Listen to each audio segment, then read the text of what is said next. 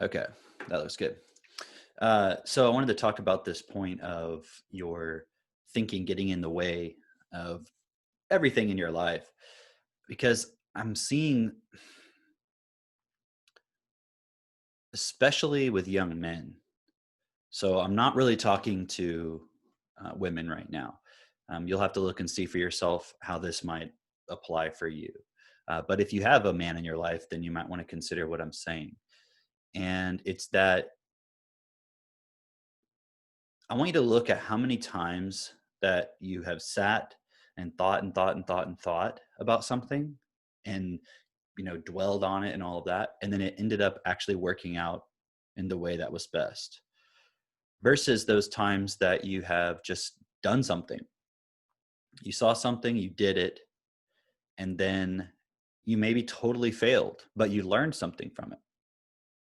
And one of the biggest points that I see right now with a lot of young men that are even people that I'm working with is that you're spending so much time focused on thinking, thinking, thinking, and then doing things that are based on this thought process and are things that are trying to make you feel good. Like you're doing things to try that feel right to do, instead of literally looking at what it is you're afraid of doing right now and then going and doing it. You don't need to think about it. There's nothing to think about. Your thought process is not going to lead you to some point where you're going to learn anything for real, because your thought process is only going to build up this little ball of energy and create some imaginary idea of something that you want. And then you're going to go and try to create it. And the only thing you're going to experience is total failure and feeling really bad. So it's ironic because when you sit and you think and you think and you think, you're trying to create something that will make you feel good. And you're going into it and you're feeling good initially. But then what always ends up happening is it collapses and then you feel really bad. And then guess what? You just want to sit and think and think and think and think some more, not willing to stand up and actually do something. And this is the major, major problem that I'm seeing. And now if you look, you have out in the world all these protests. Those are people actually doing something. And that's going to affect your life. So I'm not saying to go protest, because those protests are the result of people thinking and thinking and thinking and dwelling on thoughts and feelings and building that up within themselves. And then it just comes out in a way where it's not making any sense whatsoever. It's not doing anything that's best. It's not a solution. And that's what will happen in your life if you continue building these points up within yourself, where you're just thinking about stuff and you're imagining it and you're wondering and you're doing all of that. My suggestion would be to simply look at, okay, what is it that I can see right now would be best for me to do? And it'll be pretty obvious. You'll know. If you just ask yourself, you'll know. And then you'll have a feeling of fear, of like, well, but, and then you'll start, that now thought process will start coming in where you start trying to make excuses about why you should do it. And so what happens is you have a choice. You can either sit and start thinking and thinking, and then you start going into this other area to try to make yourself feel good, or you could just go do the thing that you're afraid of. Even if you're not really sure how exactly you're going to navigate that point, because you're going to learn far more from that than you are from the thinking point, because the thinking is something that's already within you. You're not going to learn anything from that. It's like you're just going over and over in something that's already in you. That's not what's going to help you grow. That's not going to what's going to help you expand. What's going to help you expand is by going and doing things that you're afraid of doing. Because one, you'll probably realize as doing it that after you do it, it really wasn't that bad. It wasn't what you feared, but that doesn't mean you're going to succeed at it. And so within that, you're going to start to see a lot more as to what you need to change. And then within that, instead of thinking about it, you just go do it again. Because if your natural learning ability is open, which means you're using TechnoTutor, if it's open, or if you have that tool, so you can take whatever things you thought or learned from it or felt or whatever, just put them in there and then you're done. And now go do it again and do it again and do it again and do it again. But the more time you spend between doing what you're afraid of and just waiting and thinking and participating in your feelings and all that shit, you are wasting your life. You're wasting your potential. And it's not just like you're wasting your potential as to what you could have become or something. It's like you're literally just draining yourself of the physical life substance. You're literally just like throwing your life down the toilet every time you're just sitting and thinking and thinking and thinking. So what's really cool though is you might say, well, but how do I then figure out like how, like if there's something I need to plan out, how do I figure it out? Just go do it. You'll figure it out as you go.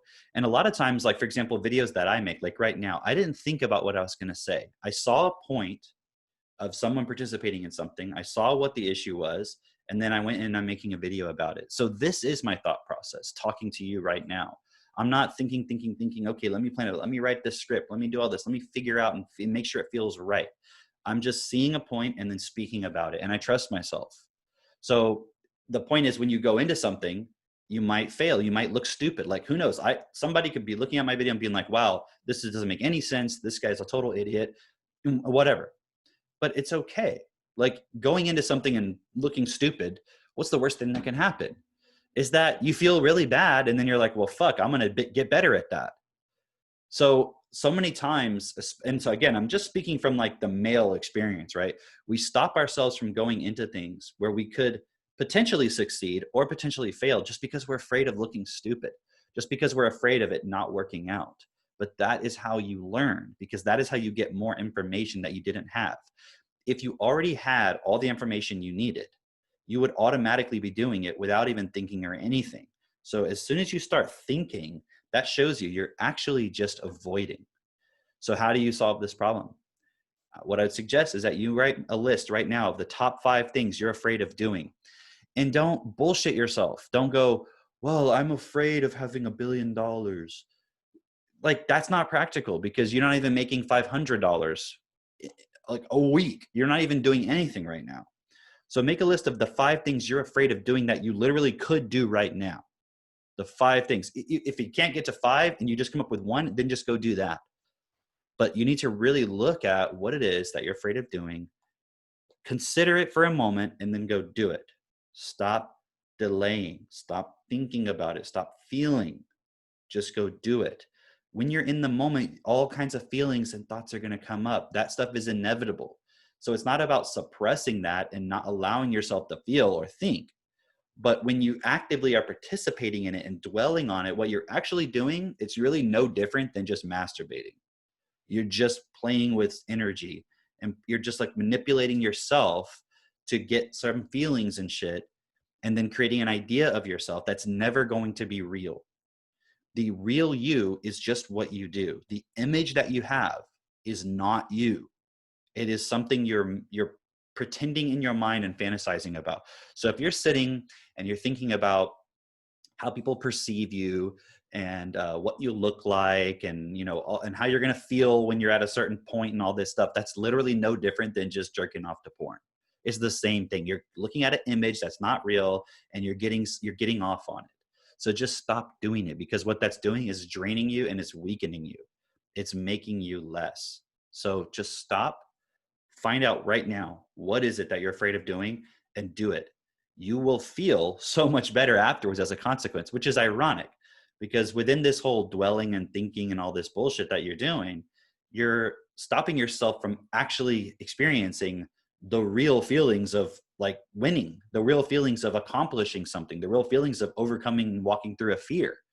You're limiting yourself and you're playing in this little thing that's not real. It's like, what is possible, for example, in real sex is so much better to experience than what you could possibly experience and feel and think about in your imagination over here.